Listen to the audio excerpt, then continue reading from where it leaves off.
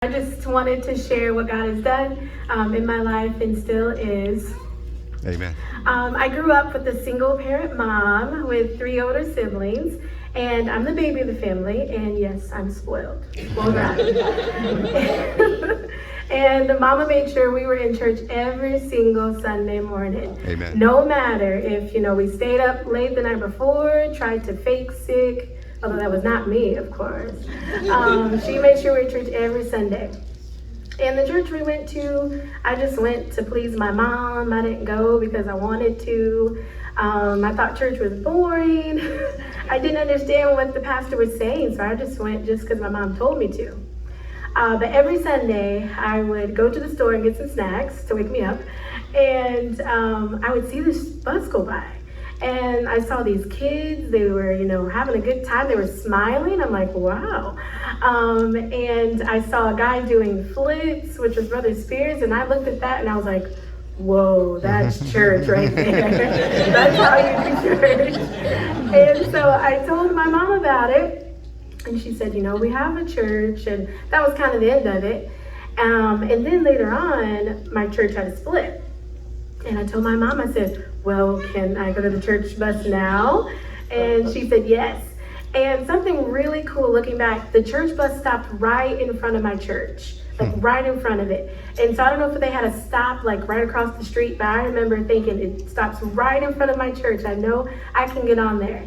And I did, and I just fell in love. It was fun. The kids wanted to be there. They were giving out candy, chocolate, which is my favorite, so I was sold. And so I loved it. And the workers were so nice. The bus captain was crazy, but you knew that he loved you. And went to children's church, and I was, nervous again. Am I going to be able to understand, this pastor? And I did. And Brother McKnight, like Pastor said, does an amazing job down there. Amen. Right on those kids' levels, and his crazy mailman stories are they're amazing. He just makes it right on their level, and I loved it. But then I got older, and it was time to come in here to big church, what the kids call it. And once again, I was nervous. Am I able to understand this pastor? Is it going to be boring like my other church?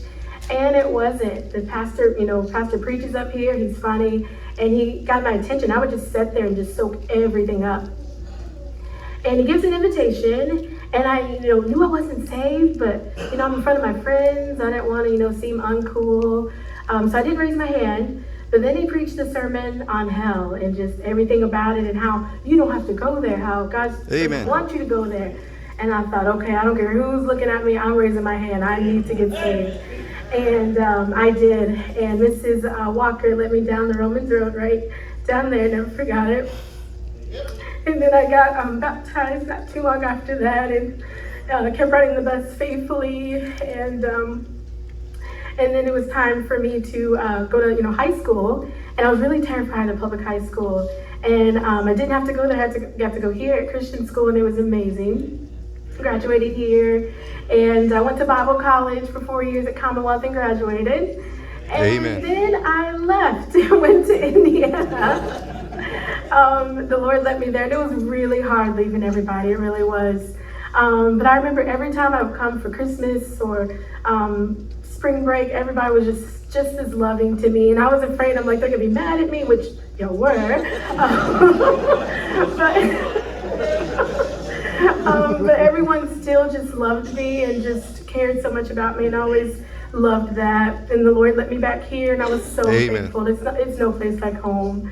And just wanted to say some words. Maybe you haven't, worked in the bus ministry or haven't, gotten to see what's about. You should definitely pray about working in the bus ministry. It is life-changing. And for those bus captains out there, bus workers, keep praying for those kids. Keep loving on them. Amen. Because you just don't know what, you coming over there on Saturday does to them, and that you care for them, because some people don't. And just keep praying for them and keep loving on them. And for those bus kids in here, don't let your background, don't let your parents define you.